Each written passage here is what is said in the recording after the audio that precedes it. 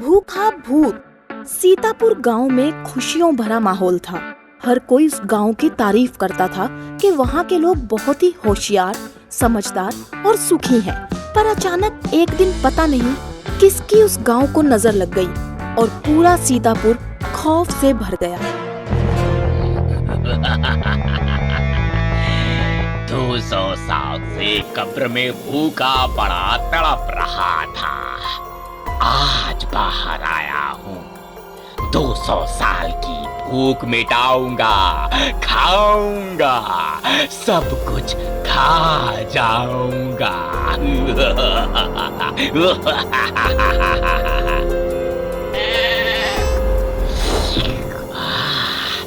वाह, बकरे का गरम गरम गोश्त, मजा आएगा, बहुत मजा आएगा।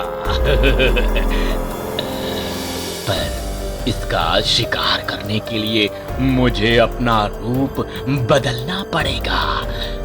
रूप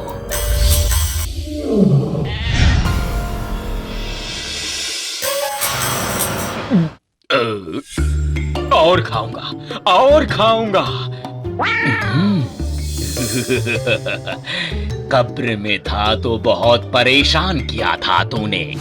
आज तू मेरी भूख मिटाएगा।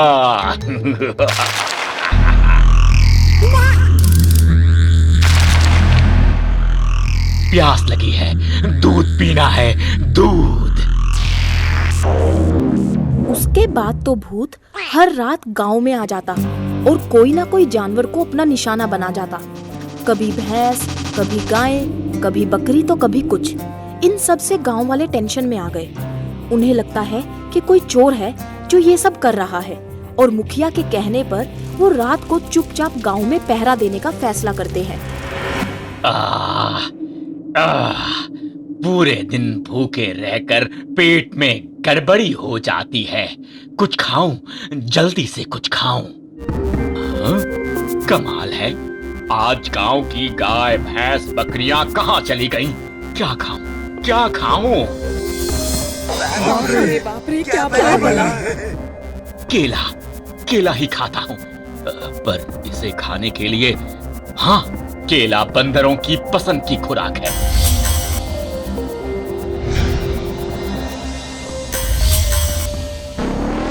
अब क्या खाऊं? वाह, गेहूं के दाने।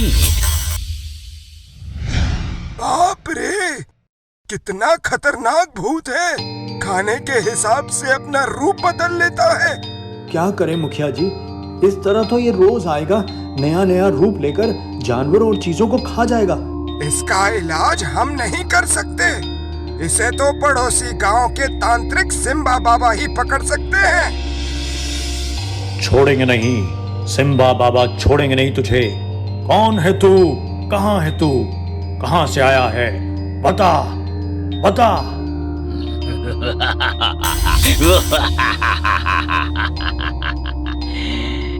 कौन है तू? कौन है? 200 साल से मैं भूखा भूत हूँ, अपनी भूख मिटाने आया हूँ। चला जा वरना। 200 साल कब्र में रहकर आसपास के कब्र वालों से पिटारे के बारे में बहुत सुन चुका हूँ। तू मेरा कुछ नहीं बिगाड़ सकता।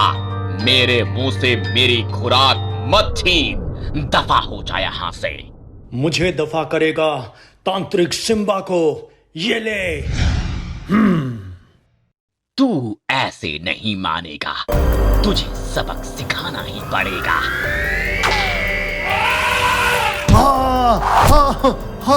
बचाओ बचाओ। रुक जाओ सब लोग। अरे भागो, अरे भागो, अरे भागो।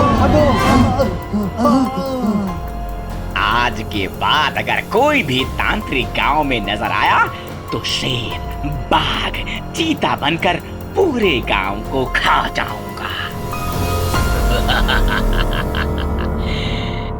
बाबा, आप ठीक तो हैं? हाँ, मैं तो ठीक हूँ, पर इसका गांव में बार बार आना ठीक नहीं रहेगा। जानवर खत्म हो जाएंगे तो सचमुच ये शेर, बाघ, चीता बनकर पूरे गांव के इंसानों को खा जाएगा। इससे छुटकारा पाने का क्या कोई उपाय नहीं है बाबा? एक ही उपाय है, अगर इसे कैद करके जला दिया जाए तो। पर तुम लोगों ने देखा ना, इसे कैद करना मेरे भी बस की बात नहीं है। तो फिर क्या होगा बाबा? जो तुम गांव वालों की किस्मत। तांत्रिक की बात सुनकर मुखिया पूरी रात सोचता रहा, पर उसकी समझ में नहीं आ रहा था कि क्या करे। पर गांव का मुखिया होने के नाते उसका फर्ज था अपने गांव की रक्षा करना। तभी उसकी नजर अचानक कमरे में उड़ते भंवरे पर जाती है, जो गुनगुन करता उसके सामने ही गोल गोल घूम रहा है। दूसरी रात हमेशा की तरह भूत उड़ता हुआ जैसे ही गांव में पहुंचता है, वहां बैठे एक तांत्रिक को देखते ही गुस्से से भर उठता है। मैंने मना किया था, गांव में कोई तांत्रिक दिखना नहीं चाहिए, फिर भी मैं मुखिया हूँ, आपसे मिलने के लिए तांत्रिक बना था। अच्छा हुआ, वरना अभी शेर बनकर तुझे फाड़ खाता।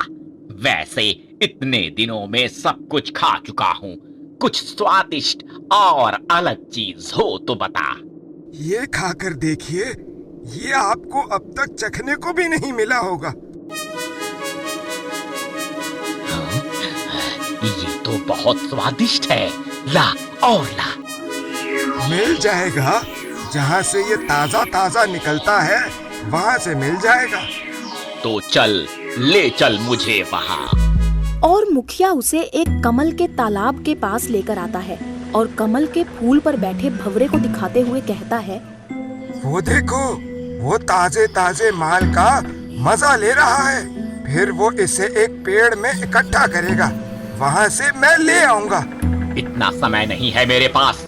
अगर वो मजा ले सकता है तो मैं भी मजा ले सकता हूँ। अभी पीकर आया।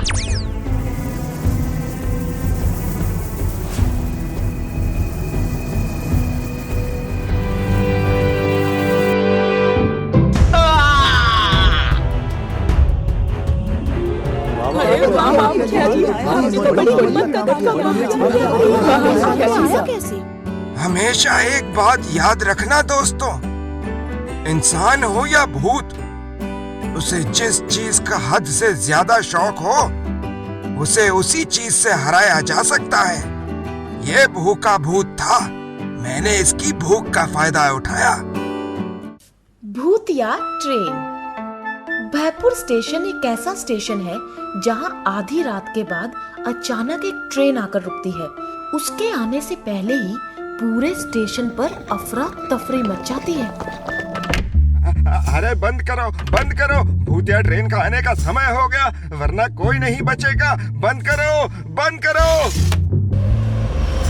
ऐसा कई सालों से चलता आ रहा था। ट्रेन कहां से इस प्लेटफॉर्म पर आती, यहां से कहां जाती, किसी को नहीं पता था। यहाँ तक कि उसमें से उतरने वाले रहस्यमय यात्री भी उतरकर प्लेटफॉर्म से बाहर निकलते ही कहाँ चले जाते थे, आज तक किसी को पता नहीं चला।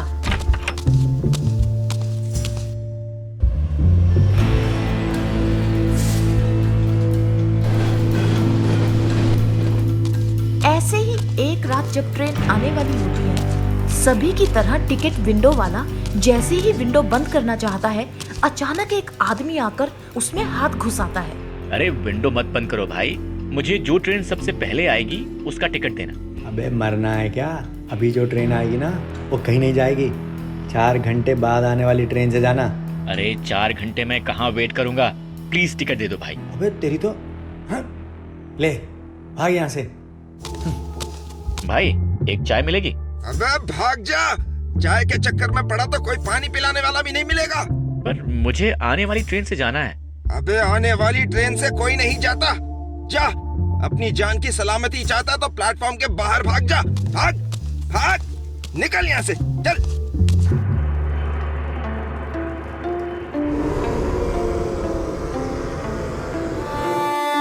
अरे ट्रेन तो हॉर्न दे रही है, तो क्या टिकट वाला झूठ बोल रहा था कि ट्रेन कहीं नहीं जाती? इन यात्रियों से पूछता हूँ। सारे यात्री कहाँ हैं? अरे ट्रेन तो जा रही है, मुझे तो अगले स्टेशन तक ही जाना है, और ये ट्रेन यहाँ से अगले स्टेशन तक तो जाएगी ही। अबे कहाँ जा रहा है? मरेगा क्या? अरे भाई साहब, मुझे अगले स्टेशन तक ही जाना है। इतने सारे सर, मतलब कई यात्री बैठे हैं, यानी ये ट्रेन अगले स्टेशन तक तो जाएगी। तो हमें मारने आया है। हमें जिंदा जलाने आया है। लेकिन तू हमारा कुछ नहीं बिगाड़ सकता। हमारे भगवान हमारे साथ हैं। हम नहीं, तू मरेगा। तू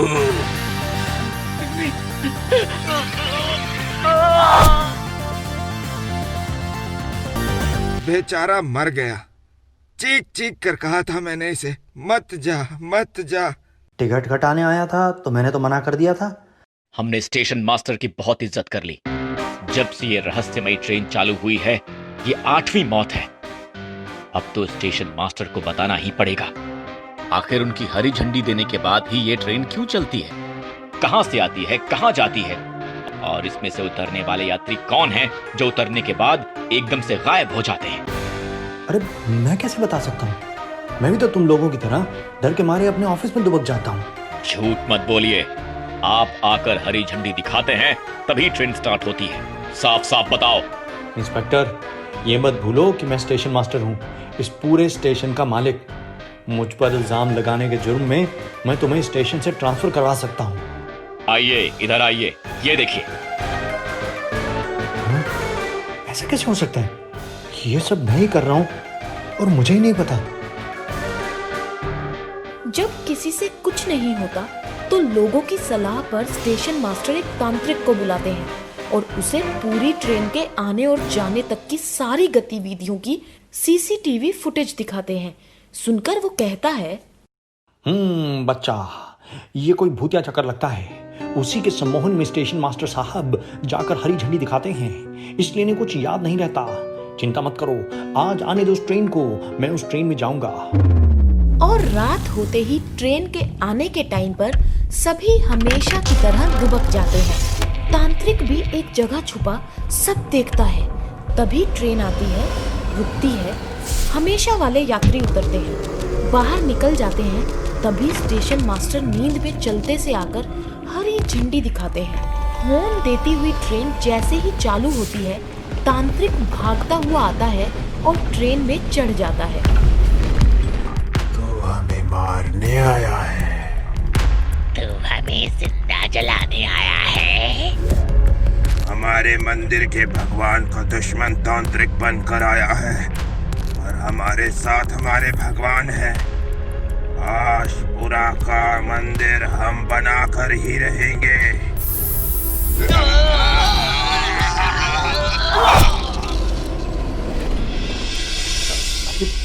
आप ठीक तो हैं? चिंता की कोई बात नहीं है बालक। ये सारे वो भक्त हैं जो यहाँ से 4 स्टेशन दूर आशापुरा में मंदिर बनाने के आंदोलन में शामिल हुए थे। इन्हें दुश्मनों ने मंदिर बनाने से पहले ही ट्रेन में जिंदा जला दिया था। अब जो भी ट्रेन में चढ़ता है, ये उसे अपना दुश्मन समझते हैं, सोचते हैं वो इन्हें जिंदा जलाने आया होगा और ये उसे मार डालते हैं। इसका कोई तो उपाय होगा बाबा, या ये लोग यूं ही मरते रहेंगे। उसका उपाय सोच लिया है मैंने। उस मंदिर का बड़ा सा ढांचा बनवाकर प्लेटफॉर्म पर रख दो और ट्रेन के आते ही आप सबको वो करना है जो मैं बताऊंगा। और वैसे ही किया जाता है।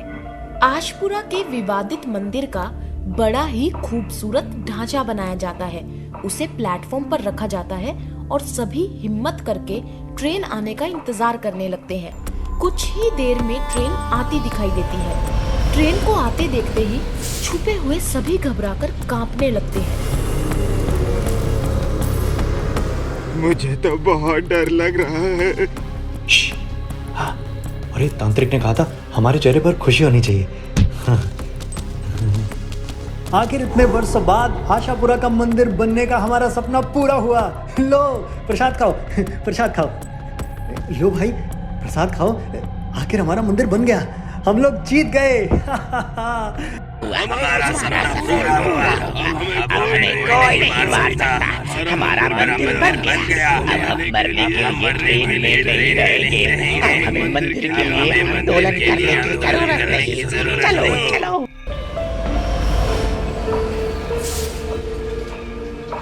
और उस दिन के बाद भयपुर में सब कुछ ठीक हो जाता है। उस ट्रेन का आना बंद हो जाता है। सभी तांत्रिक का धन्यवाद करते हैं।